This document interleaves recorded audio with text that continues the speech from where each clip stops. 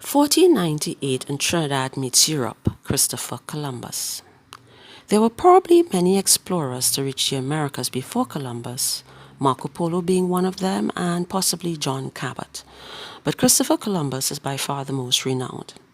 Cristobal Colon was born in Genoa, Italy, but he moved to Portugal and then to Spain in his teenage years and started his career as a seaman.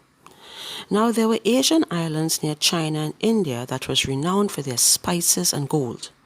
Muslim domination of the trade routes through the Middle East made access to them very difficult. So Columbus adopted the ancient theory that the world was not flat, but that it was indeed round, and he decided that he can get east to China by sailing west. He told his idea to a few monarchs of Europe, and they decided that they didn't want to support him. Then he approached the wife of King Ferdinand of Spain, Queen Isabella.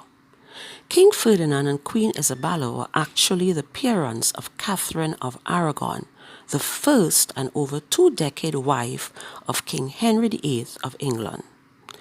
Queen Isabella convinced her husband to support Columbus, and with a promise of returning to Gaul, Columbus set out in 1492 with 3 ships, a carack called the Santa Maria de Galega, 2 Portuguese caravels called the Pinta and the Nina. He first went to the Canary Islands off the coast of Africa to stock up, and then he set out across the wide Atlantic. He made his way to a landmass he called San Salvador, or Holy Savior, which we now call the Bahamas, and explored the American coast.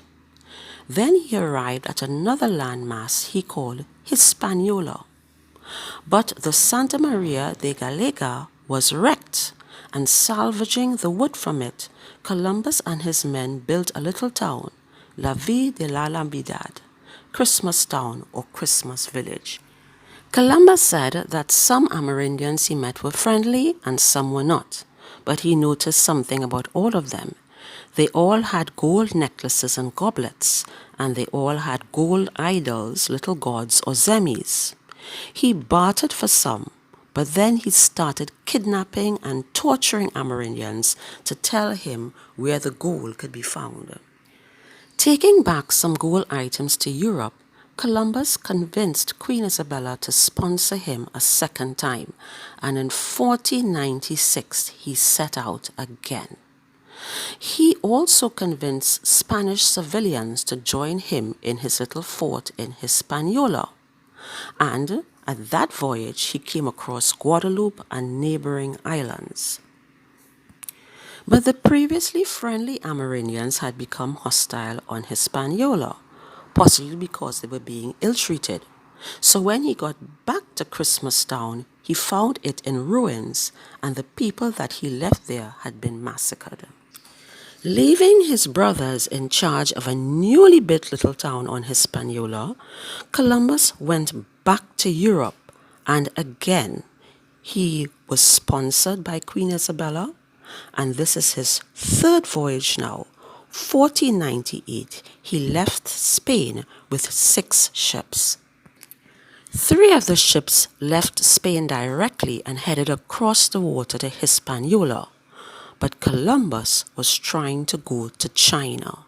So Columbus took 3 ships and he went down to the Canary Islands again, off of the coast of Africa, and he decided to go as far down in the Atlantic Ocean as he possibly could, trying to skirt the landmass that was preventing him from getting to China. His ships on this 3rd voyage were the Santa Maria de Guaya, the Castilla, and the Gorda. As they had come far south in the Atlantic, Columbus's ships were running out of water and food, and Columbus feared that he was looking at a mutiny. As he was Italian, he was Catholic, and he was praying to the Blessed Trinity when they all heard on the ship the cry, "Terra, terra," land, land. The legend goes that Columbus came up on the deck of the ship, looked up, and saw 3 hills in the distance, which he called the Trinity Hills, and he named the land mass they belonged to La Sanctissima Trinidad, the Blessed Trinity. He said that the Amerindians that he found on La Sanctissima Trinidad were friendly, and that he traded with them. However, things were not going well in Hispaniola.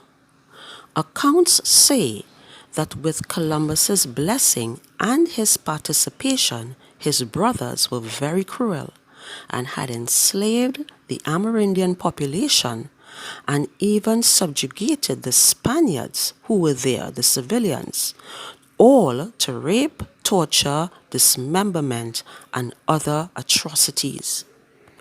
Queen Isabella was a devout Catholic who was totally against any type of slavery. So when she heard what was going on in Hispaniola, she sent Spanish galleons to the island. And by the time Columbus made his way back to Hispaniola from Trinidad, the Spanish galleons had reached there too, and they arrested Columbus and his brothers and took them back to Spain in chains. However, Columbus pleaded to the Spanish crown, acquired forgiveness, and with a final promise to bring back gold, they funded him even a 4th journey. But to have reached China, Columbus would have had to skirt Cape Horn and pass through the freezing Antarctic thunderous waters of Drake's Passage. Columbus died believing to himself that he had reached China, but he never did. The Panama Canal, which connects the Caribbean Sea to the Pacific Ocean, was only built in 1914. I found 2 little poems written by children about Columbus. This first one is called Christopher Columbus by Gertrude Robinson. Columbus was a wise man who thought the earth was round. He planned to sail across the sea where trading could be found. Though kings did not believe him and men thought he would fail, he found one friend, the Spanish queen, who gave him ships to sail. The crew rebelled. The sea was rough in 1492. Still, this brave man kept sailing on, indignant of sea and crew. But when they spied America, they landed with a cheer, and that is why they celebrate Columbus Day each year.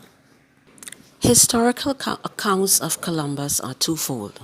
One, he was a very brave explorer, and the other, he was a cruel conqueror who meted out atrocities to the native peoples he met and to the Spanish civilians he tricked to come to this side of the world alike. And, some accounts say that he was very cruelly painted in the books of history, but there must have been some truth to his reputation as someone who liked torture and dismemberment. So we're on to the Spanish occupation of Trinidad, 1498, when Trinidad met Europe.